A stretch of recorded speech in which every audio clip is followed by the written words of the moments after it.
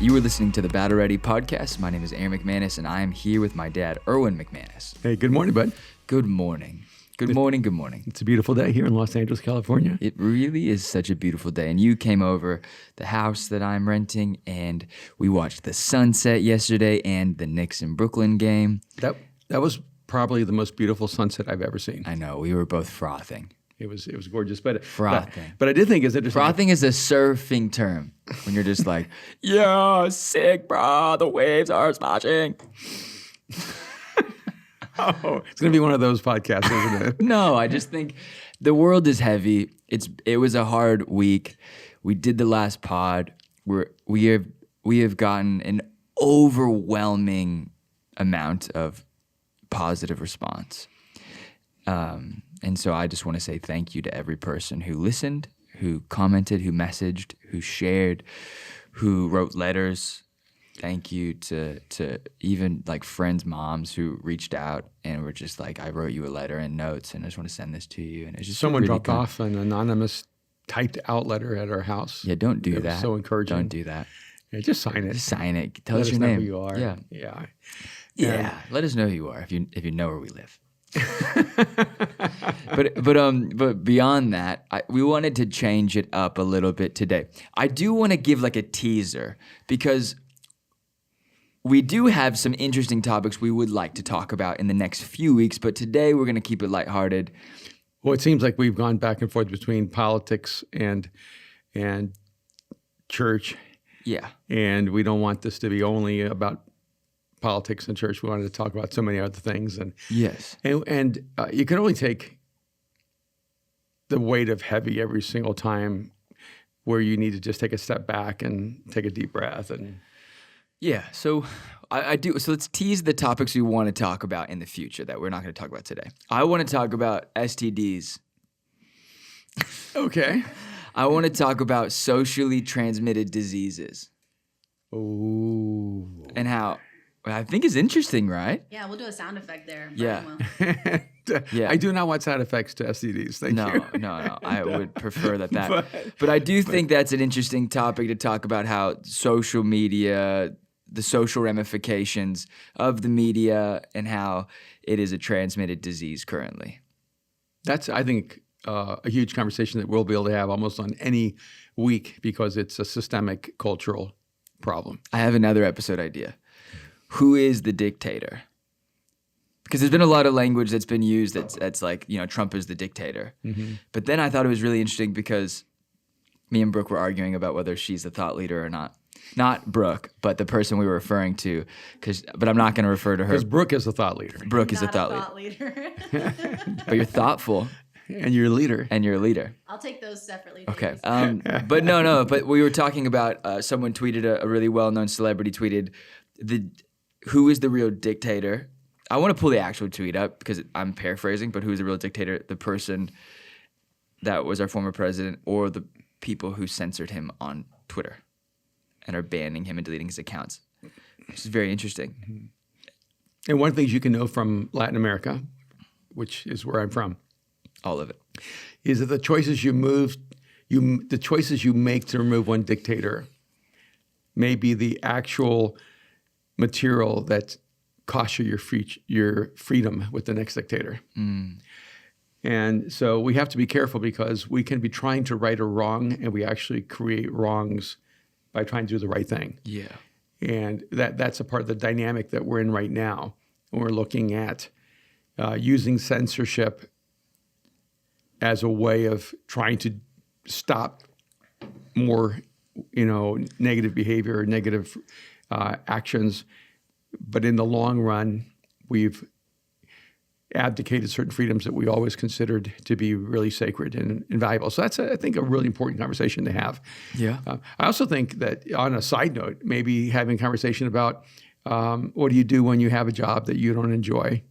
Yeah. And how to make it enjoyable. How do you make it enjoyable, or the ways you can do that? And right, Tess, would that be a good subject, right? Oh, dang, he really called you out by name. You want to jump? Let's get you another mic and talk to us. Because one of the things that years ago I just really had to come to grips with when people would talk about my job isn't meaningful, And I go, do you need to find a job with meaning, or do you need to bring meaning to your job? And I think we could have a whole conversation generationally about, I listen to people, no one ever talks about having a career, everybody talks about having a job. Yeah. Old school, you went for a career. Yeah. And it seems like now, generationally, people go, what I'm doing right now is it's almost like it's a parenthetical, I don't like this job, this is not what I'm doing long term. Yeah. And so we never actually find a way to be content with what we're doing. Yeah. And you've experienced that. Yeah. Like every day. I've worked great. I've worked really great, horrible jobs where people would love to have the job I've had. Mm-hmm. And then I'm like, just wait till you get it. Exhibit A. I think there's a lot of, so many subjects. And right. Of course, we have the first president who's been impeached twice. And he didn't do it once. If you can't get it right the first time, try again. He did it twice. And I want to wait a few weeks, maybe a few months, to be able to look at this retrospectively and make some assessments of where our culture is and where we're going. Yeah. Where are we going? Do you want to stay here? I don't. I would like to go somewhere. And I'm really curious to see the information. There was a season in Los Angeles where for every 3 people moving into LA, 4 people were moving out. I think this year's the first year where the population of California has actually decreased. Wait, but it would have been decreasing the other way too. Yes, it was in LA. No, but you said, every 3 people moving in, 4 people were moving out. So we were losing people in LA. Yeah. But not California as a whole. Oh, okay. Yeah, this is the first year in all of California. The history that California has ever declined in population. And so California is declining. And you saw, I don't know if you saw this, but the California legislature was talking about trying to find ways to tax people who live in LA minimally. Have you heard about this? 60 days a year. And also, can they keep taxing people for up to a decade who leave California and move somewhere else? And is there a way they could pass a law to keep taxing anyone who ever lived here? And the reason they're doing that is they know that I don't want to pay taxes. No, the decisions. I want to pay the taxes that I'm supposed to pay. Well, I don't want to pay. Suppose is relative. There's some people who think you're supposed to pay 90%. No, and some people think you're supposed to pay 15%. And that becomes the debate. I like those people. And so what's happening is those? California is losing its wealth, and it's one of the most enjoyable, favorable places to live in terms of weather and oceans and mountains, and it's beautiful. It's a beautiful place to live, but the way California is being governed is driving out its wealth, and this is what happened to Detroit. Detroit basically established certain political frameworks, and so the people who had wealth left Detroit and gutted it, and had no income base from which to tax people. So you can keep taxing people until you drive them out. And so unless all of the United States has an equal tax system, they're going to move to Wyoming or where's a good place to go. The difference between Detroit and California, or Michigan and California, is the fact that California is nothing like Michigan. Michigan's beautiful, by the way. No, beautiful. It's gorgeous. But I'm saying, but freezing in the winter, which California is not. Right. And we have a coastal line that is sprawling, which I think is, whether you want to look at it or not, you pay for the nicest stuff, I guess. And Detroit was built on the auto industry, which was devastated, and California or Los Angeles is built on the movie industry, which probably will always have a future, but not necessarily currently. The theaters. Yeah, is being devastated right now. Yeah. And so in 2008, when there was the writer's strike and then the recession, we saw so many people leaving Los Angeles. So I'm going to be really interested to see what the percentage of temporary Angelenos that have left in 2020 and will leave in 2021. I would like to go. Oh, I know. We talk about it all the time. Like, I love my friends here and I love my family here, and that's why I like it here. But I also like the mountains, and I like the snow, and I like less taxes. But then I wouldn't have a job to pay taxes. So we're in a cyclical. But if we, we're in a catch-22 right there. But if a guaranteed minimum salary for every American happens with the Democratic Party, you won't have to work. You can live in Idaho and at least a basic salary guaranteed to you, and You can live on that, right, Brian? Isn't that one of the proposals? Andrew Yang supported the But he's universal not the only basic one. income. I actually first Wait, heard we about said it we at the didn't 10th want to go conference. about politics. No. We're rambling right now. Just a sprinkle. What if we did? What if we talked about? We are rambling right now. I like that conversation. I'm just saying there's I don't- so many interesting things to talk about. I don't right? want the government money. If I could grow a beard, I'd be in the hills. Grow a beard Okay, on the hills I need to correct you on something. with me and 9 dogs. Okay, when I got to correct you on something, I'm which joking. What? the government doesn't have any money. They only hold our money. They actually don't have. Actually, they don't have any money. They have a massive amount of debt, and which is our debt too. Yeah. I'm just saying. Whenever we say government money, I think we should say American citizens' money that the government manages. Borrows for free. What's that? They borrow it for free. They borrow it for free. That's right. They don't have to pay us any interest rate. Yeah. And that's the part of the problem is that people. It's crazy that we say we don't talk about politics, but Well, now we're talking about economics, which is a different thing. But there are political implications to the economics. look, I'm good. If we're good, we're going in. But No, we're no, 12 no, minutes no, in, no. and I just wonder what the person who's driving their car right now is going. What are they saying, and what are they going to talk about? Well, I think we're just previewing 2021 and saying there's so many topics that we can talk about this year, and we're going to dive in. And it's going to be a lot of fun. And There's so much good. There's so much good we're going to talk about. And my mom is going to do an episode. she is. She tried to get Brooke to do it with her Oh, without us, without us. she really doesn't have any respect for No. what we bring to the table. No. So when you ask us why doesn't Kim McManus do it? Because it was a hostile takeover, and we just said no. It was a coup, and I didn't even know it's being replaced No, we found out this morning. from Brooke. She was like, Brooke, let's do the Bad Already podcast together. And she's like, I don't know if it works like that. And I was like, Brooke, you should have told her, like, I'm already doing the Bad Already podcast. Because to your I'm mom, already on you're the still podcast. 12. If she says get out of the chair, you get out of the chair. Yeah. You guys are getting me in trouble. You're getting me We in are. trouble. She doesn't listen to it, Brooke. She doesn't listen to the podcast. It's fine. No, she was going to listen for the first time this week. I said, don't start now. She did yesterday, apparently. Okay. But I know she didn't because she didn't respond. Yeah. And there were definitely some things that she probably would have wanted to respond to. Yeah. I love my mom. She's amazing. She is. And one day we'll have her on the podcast, and I guess Brooke will be hosting her. Okay, should we, I don't know what we're going to talk about. What if we talked about the things we could talk about, like, I know we don't want to talk about, like, church, but what we don't want to talk about is we don't want to talk about drama. What if we talk about this new initiative we're going to do with this idea of houses? Oh, that'd be cool. Yeah. And even as we go there, I just wanted to highlight something that isn't that culturally important, but I thought is interesting. James Harden has been traded from the Houston Rockets to the Brooklyn Nets.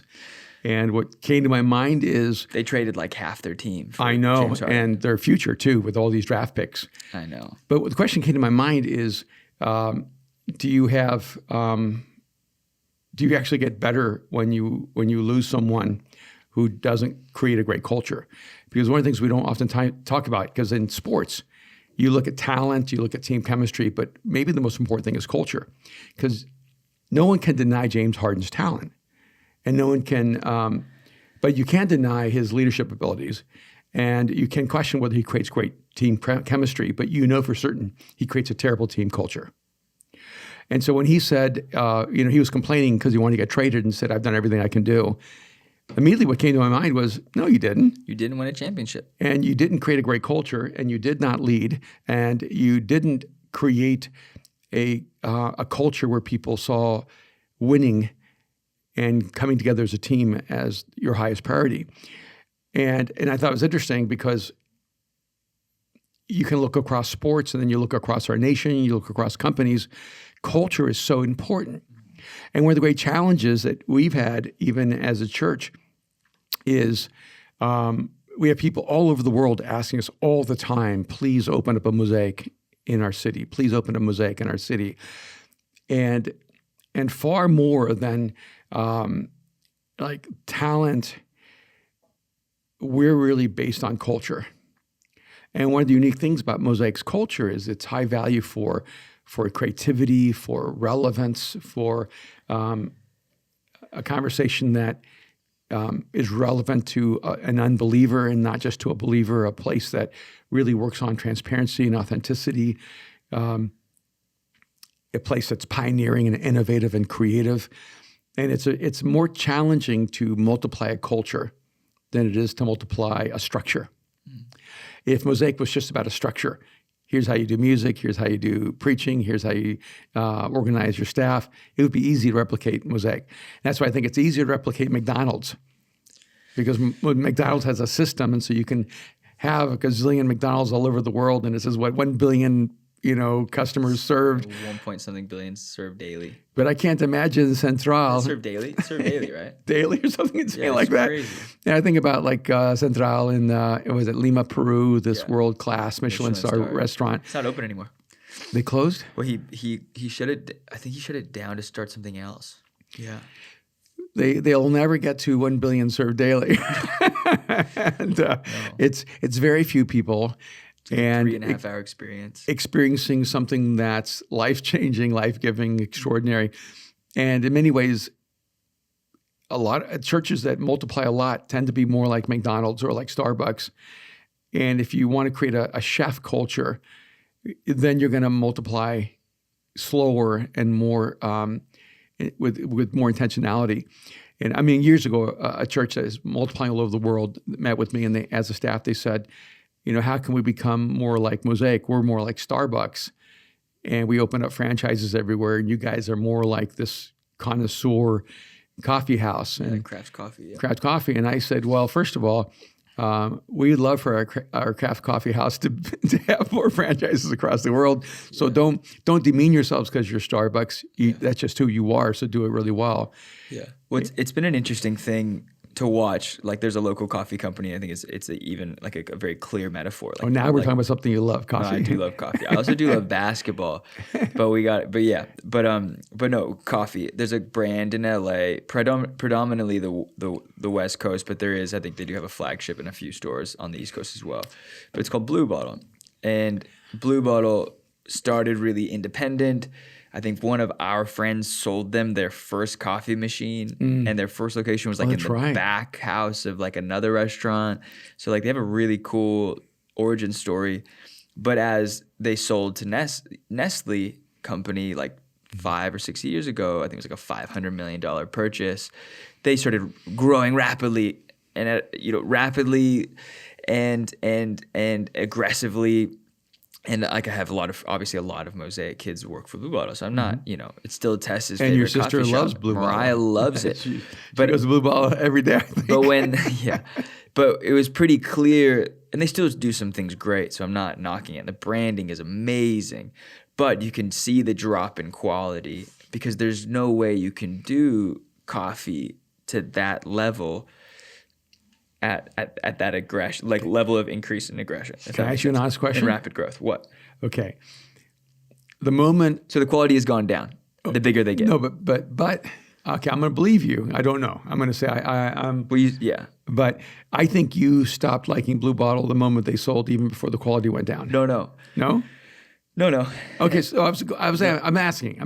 Okay, no, but I made it. But I made it. Then But I ask made you it with as the a question. statement. Don't say it as a statement. Okay, well, the statement makes it more provocative. All right. Oh.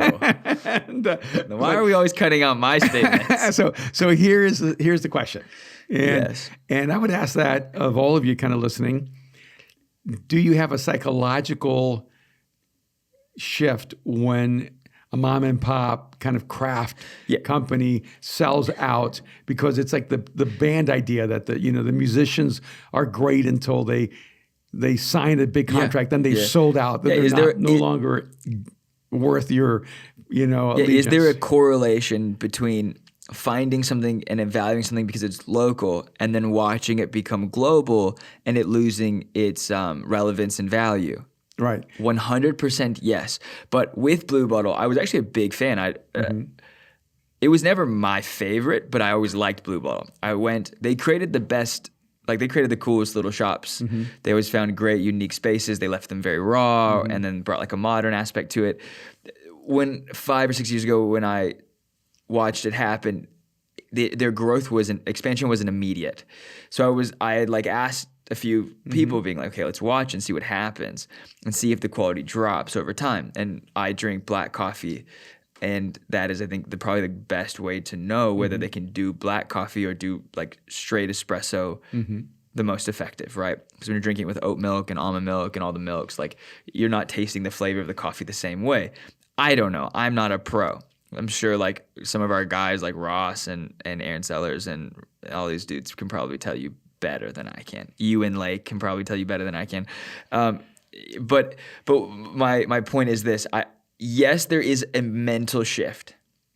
Because when I read, I was happy for them. I was never mad. I was like, I'm happy they got their money. So you're not against success? No. I'm like happy they got paid. But with that comes a diffusion in quality. Right. But is that necessary? Is it necessary? Is it inevitable? Well, I think with something like coffee, it is. I think because I think the things that like coffee really only has a certain amount of shelf life. Mm-hmm. Like after a certain point, I'm always going to your house and throwing away mom's old coffee because at a certain point you can taste the difference of how long from the moment the bean was fired, which means like roasted, to the point that it was grinded, and then at what like coarseness level of coarseness it was ground, and then it was so you're saying I shouldn't be saving my coffee beans? No, you should not, and you can tell the difference in smell. And I've been trying to be really conservative and save the coffee beans. No, you got to use it from like when you get it in the first 2 weeks, in the first week, Okay. like first 2 weeks. It's why it's small batch. It's why it's given to you in that thing. It's why you're not buying it in huge bags unless you're a huge place that's making tons of coffee every day. But what I'm saying is this, is that when organizations, when churches expand rapidly, the quality goes down. Of course, at some point it's going to, and I think there's a breaking point in which you make the decision of going like, is the quality going to stay high, and we're going to steer back to going like, okay, we need to get back into quality. We've done expansion, and we get back to quality, or are we just going to go for, we want this brand to be the next Starbucks and everyone drinking it because Blue Bottle is a great brand, and it is a great brand. See, like they didn't just create a great coffee; they created a great brand, and that is the fascinating thing. So like we always said that Mosaic wasn't, we could call the megachurch, we're really not. We're like a boutique versus a, Uniqlo or Zara or H&M. I'm like, we don't have that level of copy and paste. And when we try, it doesn't always work. And we've been realizing that. But we go to large churches that have the copy and paste more mentality, and I'm not belittling their culture, but the culture is strong, so they copy and paste it. Yeah. And we see the struggles. We see and they're on it. Like everyone's honest about like, yeah, this is something we thought was going to work for us because this is what works for us there. Right. But it doesn't, because we're in a different city, a different place, different people, different culture. So I don't know what my question is, but yes, it does. There's a correlation and there's a value drop. I think this one, you don't have a question. You actually have the answers. That's what I'm asking. I don't know if I have the answers, but what I would say, the thing I question myself on is this the same way people look at church? That they only value, because it seems like there's two fields. Right. People who value the local church and a global vision, right? And if you're not just the local church, you've sold out to being like, you want everywhere, you're a mega church, you want to be everything, blah, blah, blah. I don't know. And then if you're the global guys, you value the local church, but you're trying to bring them into this big global vision. So like there's a value for both. I think your assessment and your connection of coffee to church is actually pretty accurate. Okay. And really interesting. Thank you. And maybe we should send you on a tour to the best coffee shops across America. And we'll do a battle ready on that. I have my favorites. I know what I like. Yeah. So if you are listening and you own a great coffee shop and you want Aaron to do an assessment of your coffee, send him a little bag. No, I don't know. I'm good. No, you can actually. Coffee shops. There is Christians love coffee. Churches love coffee. Coffee in America has incredibly upgraded because of Christianity. And that's one of the things that the church has really done well. Yeah, because they do. Because church coffee to churches is what alcohol is to a bar and to a restaurant. It is. It's fellowship. It's like which is the community. irony. It's warm. An upper versus a downer. Right? Like it is funny. Like everything you're trying to do in a church place is bring the energy up, and everything you're trying to do at a restaurant and at a bar is like, okay, let's mellow it down. And it is interesting. Like we have these social patterns, right? All right. So I cannot even begin to tell you how many decades ago people would ask me, what's going to happen, is Mosaic going to become a mega church? And I would always ask them, what's a megachurch? But like a megachurch, this phrase has all this baggage to it, right? And one of the things I would tell people is being a megachurch is not about size. It's about cultural values. And the reason Mosaic could never be a megachurch is that Mosaic has never had megachurch values. Megachurch values are very much like the middle America kind of mall mentality. One size fits all. It's about standardization and conformity. And Mosaic has always been about uniqueness. Mosaic has always been about the individual and being valued and seen for who they are. And standardization would be the last thing that people would attribute Mosaic to. But there was a certain. Oh no, keep going. Finish. Yeah, and it doesn't mean you don't have some kind of continuity. It doesn't mean that you don't have patterns that you've identified that actually make things better. I mean, even craft coffee has a process that is valued and followed and consistent throughout anyone who makes coffee. Yeah, and so that's not it at all. It's just a different process and different values. And what I always thought was interesting is that people would ask me that question about when Mosaic becomes a megachurch, and I'd say, well, what makes a megachurch? When you're over 1,000 or when you're over whatever. And we were always bigger than that. People just didn't know that. Yeah. And the reason was because we've never had a value of standardization, of being seen as the majority. Mosaic's always had more of a value of its intimacy, its uniqueness, its community. And but I do think it's a challenge because you don't want to lose the culture when you're expanding. And I think that the dilemma you've talked about with coffee, because early on, Starbucks was the breakout company that really made America aware of a higher value for coffee. Yeah, and it's interesting, right? Like Starbucks, like I don't drink it now because I don't think the quality is it doesn't. I don't have a taste for it, and I don't think the quality is there. But I'm not knocking it because Starbucks was the thing that like it was great at one point. Like it was the best, and it was like the only best option. Like it was either Starbucks or like 7-Eleven, or McDonald's. And I'm not knocking McDonald's. Like I have a huge value for people who serve 1.5 billion people daily. Like wouldn't it be great if I could do anything that served 1.5 billion people at any point in time? So there is like a huge value, but I'm saying is for the best taste, right? And for the highest quality product. Starbucks was like the tip of the spear. Right? And so then there would be none of these craft coffee places if Starbucks hadn't proven that there's a market for it. Yeah, and your mom still drinks Starbucks and it's her favorite place. And it is. And so it's not bad, right? Well, I think one is that we shouldn't hate on one approach just because it's not what we enjoy. Yeah. Because there is a snob. Okay. Can I add an elitist? There's an elitist snobbery to coffee, and there's an elitist snobbery to the local church idea. Oh well, that's a big machine. That's a mega church. I don't wear that.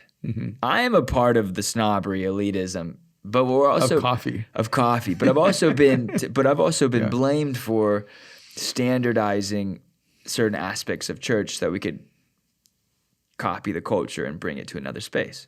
Right. So like there is that fight of like, how do you stay local and then how do you still innovate and grow?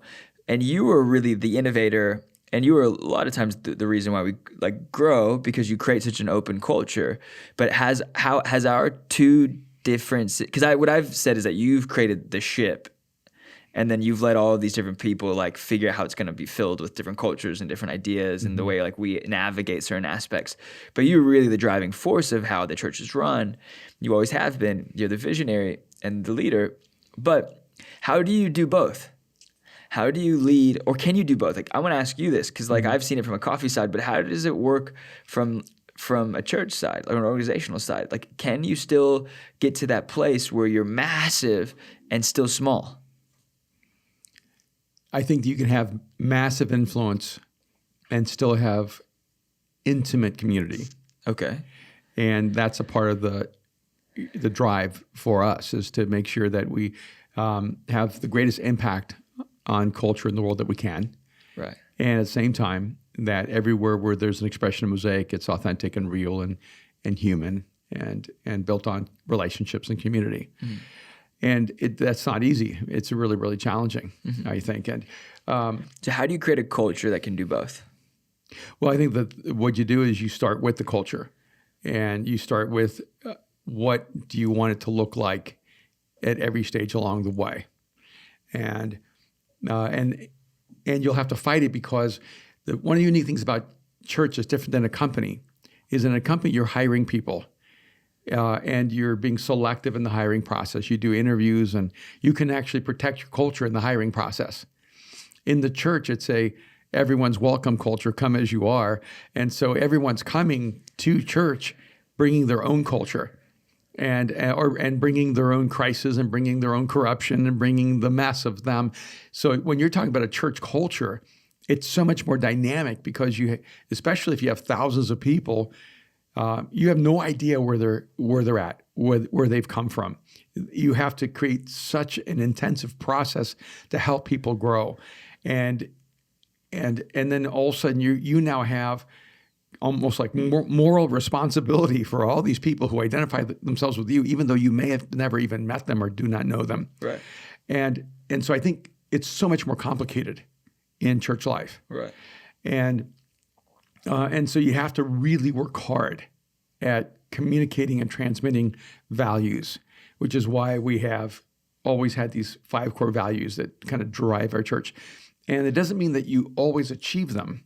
It doesn't mean that you're always living up to them, but it means that you never give up the struggle to living out those values. Mission is why the church exists. Yeah, that this is relativity to culture. Relevance to culture is not optional. Yeah, that love is the context for all mission. What's the 4th and 5th one?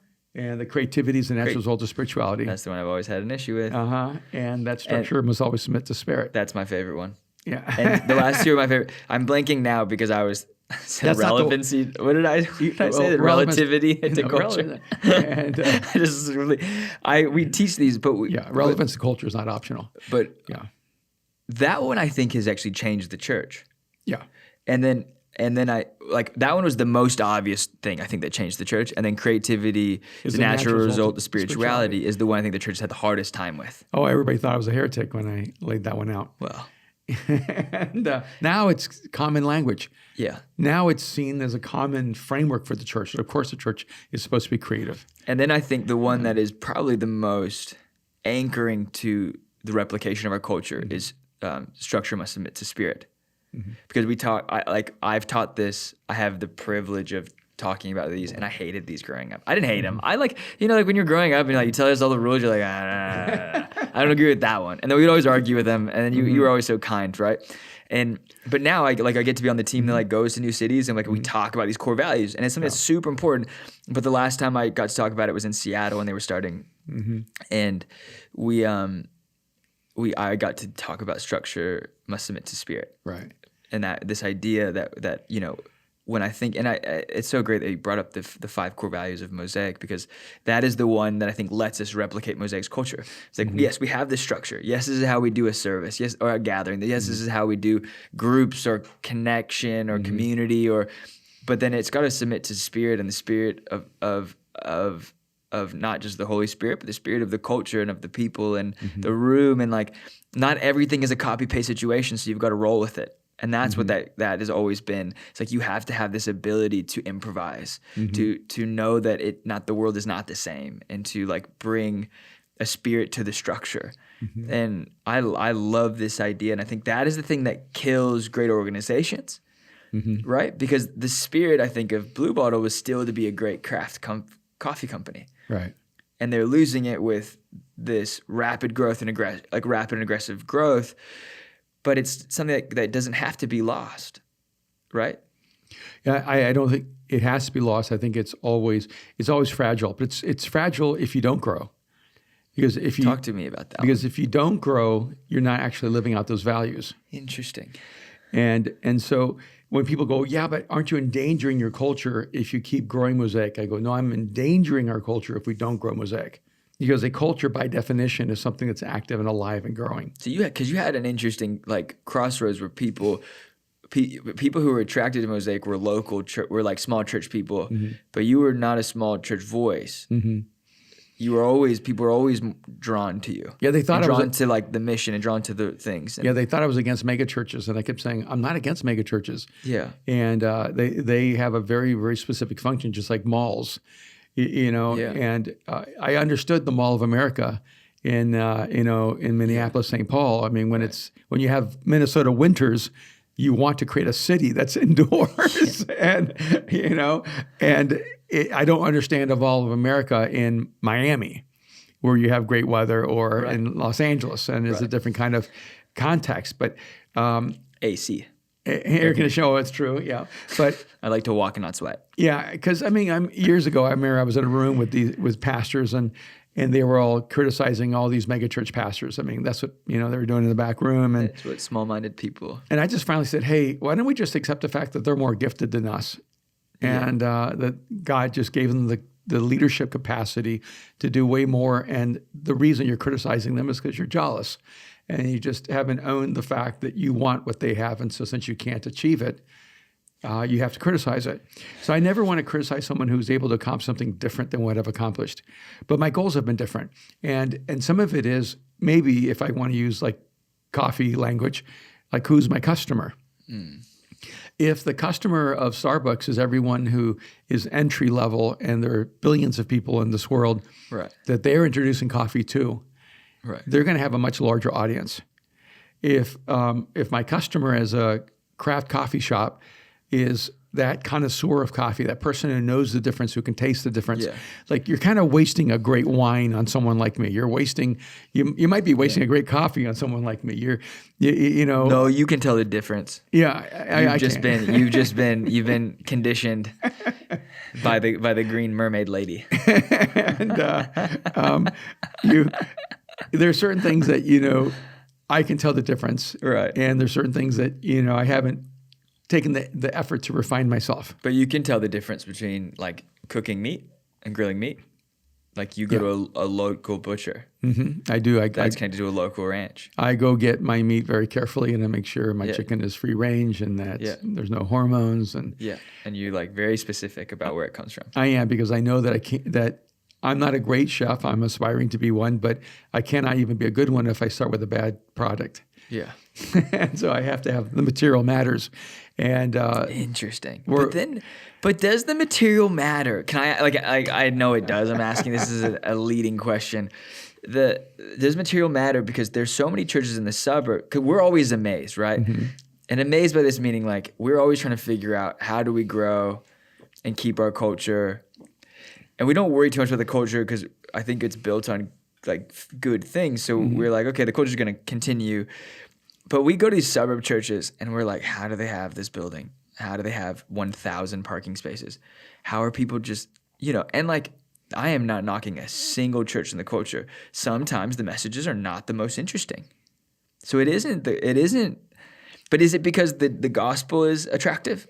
And so if you're living in a suburb and you're like, they have all these things, the gospel is attractive, they seem like good people, they're trustworthy. Like, why do they grow like crazy? Like, what is the difference? Well, I'm just trying to be so careful about my thoughts. When I listen, like, if I were not a follower of Jesus, right, I would say Christian preaching feels like McDonald's. But you came to church, you came to Jesus at a church that was more McDonald's. It was a mega church, like a mega church in Orlando. Yeah. But the preacher was from Tennessee, and he was very down to earth and very warm. And I'd never heard any preaching in my whole life, so I didn't know. Maybe that's the thing, is if you think there's only one McDonald's, it's different. But I'd never been in a church in my whole life. Right. So if there's so you don't know what a cheeseburger is. I didn't know. So you go to McDonald's, you're like, what is this round circular heaven piece? Yeah, and I didn't know all the jokes he was telling.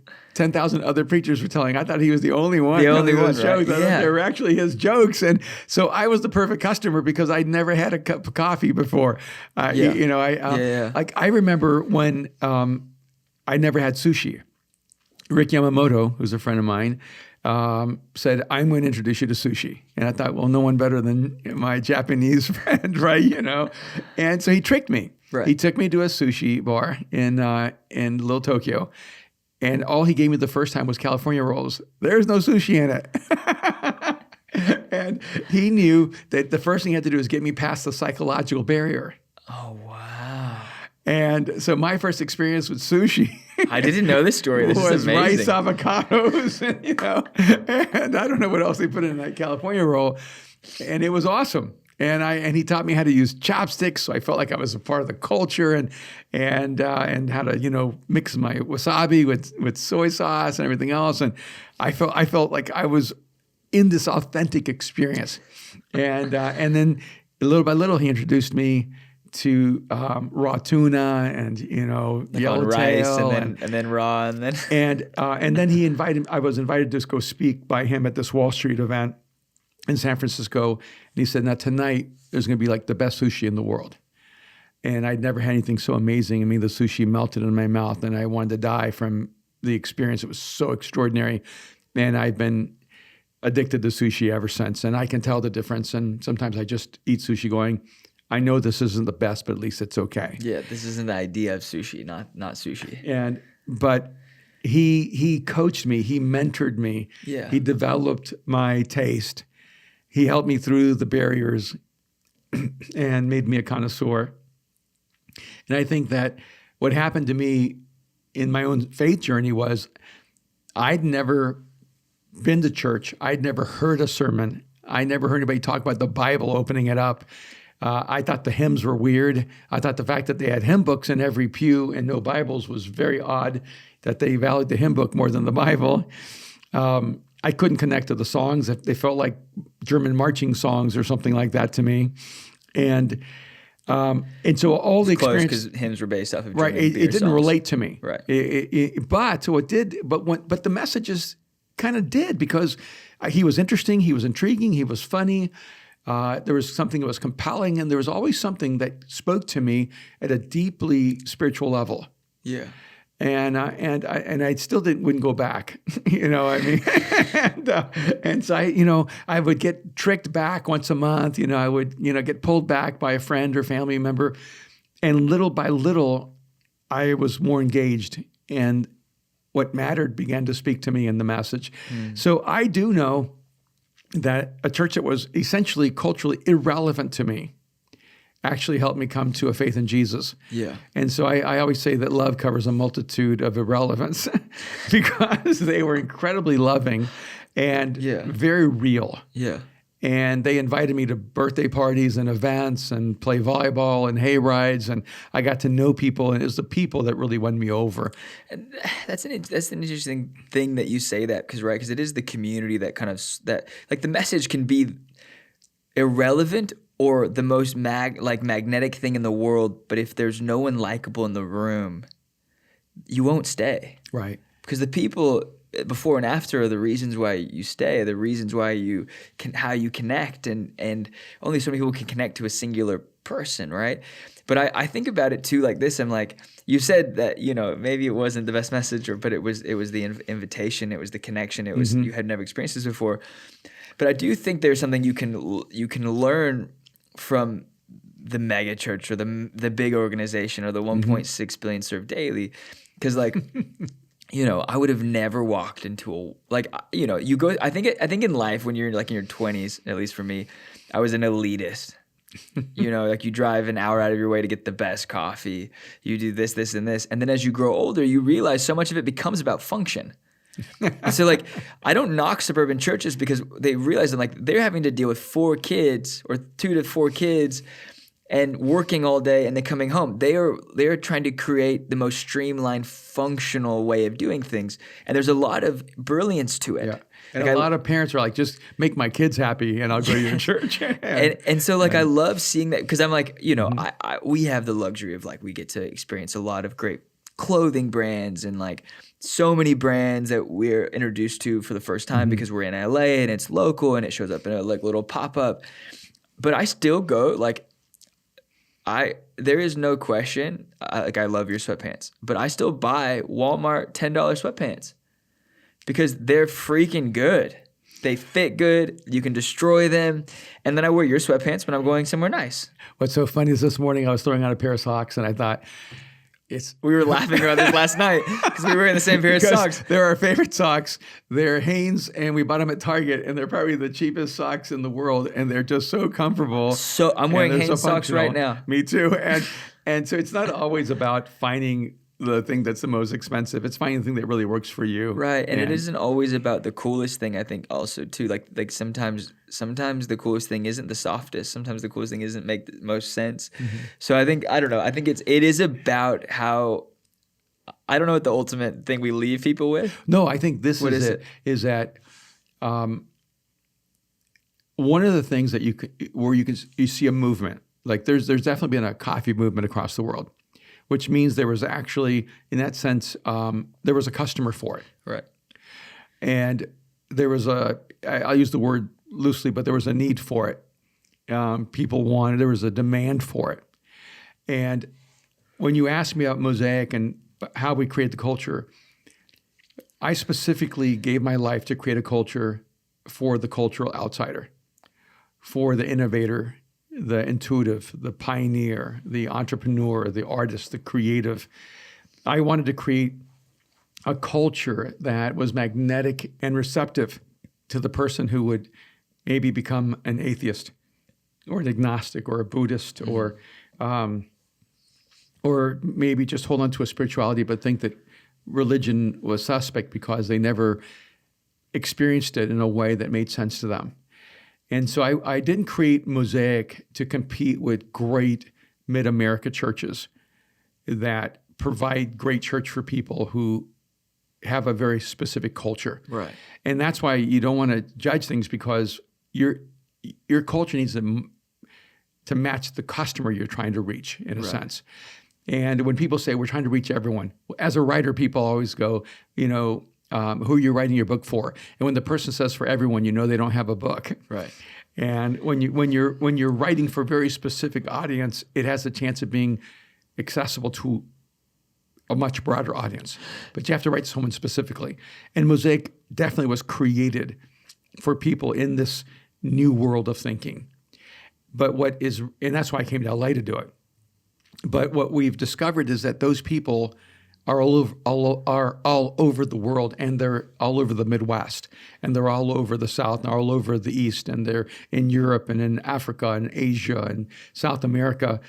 And I think, I don't know if we mentioned at the beginning, but we get invitations and requests every week, people begging us to open up a Mosaic somewhere around the world. Yeah. And so this is what we're talking about, and this is what we're leading to, is we're going to leave people with, is that especially with the revolution in 2020 of losing the opportunity to gather together physically, the church had to become even more resilient and innovative and become dynamically connected through social media and through the internet and through a virtual world. And what that means, though, is the person who goes to Mosaic in LA is just as close to our church as the person going to Mosaic in London, or the person going to Mosaic in New York or Paris or Berlin or Cape Town or wherever it may be. And so we wanted to actually step into that reality and go, we want to identify you and help you connect to this tribe, this community, and be a part of Mosaic realistically, as much from wherever you are in the world as anyone here in LA. And so we're opening up this idea of Mosaic houses in cities across the world. And if you are part of Mosaic, but you live in Europe, or a part of Mosaic, but you live in South America or in Asia, or wherever you may be. Or in Kansas City. Chicago. Or, Miami. Wherever Atlanta. you may be. Yeah. Chicago, Dallas. Vancouver, Toronto, Yeah. And you would like to be officially connected to Mosaic and be a part of our opening up houses in your city, then we want to encourage you to contact us, because we're putting in a really, I think, powerful and beautiful process to help you connect to the church as a whole and to be a part of creating this kind of culture wherever you are in the world. Yeah, I think the way, and if you're thinking, if you're hearing this and you're this is the first time we've talked about this publicly. Is. It's a shift in our culture, a shift in our focus that we're going, okay, if we're not meeting globally or locally for another year, probably, who knows when, it could lift in a day, it could lift in months, then we're going to put this focus on opening up as many houses as we can across the world. And a house meaning you and your friends. A house could mean you inviting people that you meet into your world. A house could mean just you and a roommate or you and your family. But we want to create a space where we can connect and a space where we can have proper feedback. There will be some incentives like conversations with you and conversations with our staff, like staff people who have helped develop the culture of Mosaic. And we want to create spaces in cities all over the globe because I think it's changing the way we do church and the way we have connectedness. And you can be in New York and there may not be a Mosaic campus, but that shouldn't stop the way we connect to the messaging that we resonate with.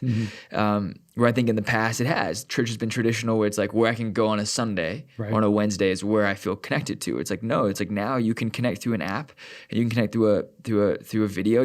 And then there's a space where you can connect as part of like a Mosaic house. And so if you're listening to this and you're going, okay, how do I get connected? Go to the Instagram @Mosaic and DM @Mosaic.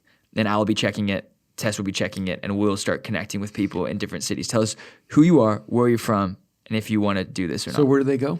To @Mosaic on Instagram and DM that account. Okay. Yeah, because don't go to Bad Already. We want you to go to Bad Already, but that'll be overwhelmed. Go to @Mosaic. Right. And a team will reach out to connect with you. Yeah, we're going to be meeting even today just to keep moving this forward. But I'm excited because when we know where we have houses across the world, we know where to focus.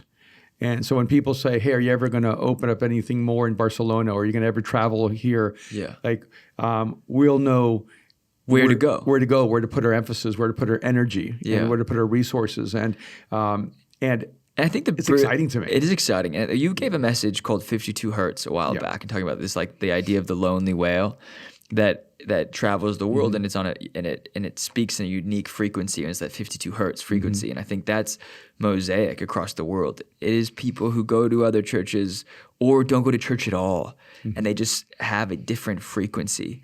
And so this is the moment where we're going to connect to the 52 Hertz, the 52 Hertz frequency to each other and to the whole. And so we'll know and we'll build a system and a back end where we will all be connected in a beautiful way. And I think this is the time to move it from social media, because I think social media is so insanely destructive and unhealthy that this is the time where we are going to create a channel. So we are connecting, we are messaging, we are having time. And I think this is the future of the church. I think it's the future of our church. And of course, we're going to strive to be in person. Like we look forward to that day. But I do think there's something really special about this new wave of doing church. Yeah, and I think that it also lets you know that you don't have to be alone. Yeah. And that there are people who are with you and for you, and we can create a process where people can be praying for each other, even though they're in cities across the world, and be praying for your city and your area and for your friends who don't know Jesus, and finding a way to bring the approach toward faith that we have that is very unique. And there are not a lot of expressions of faith like Mosaic in the world, and I'm going to say that.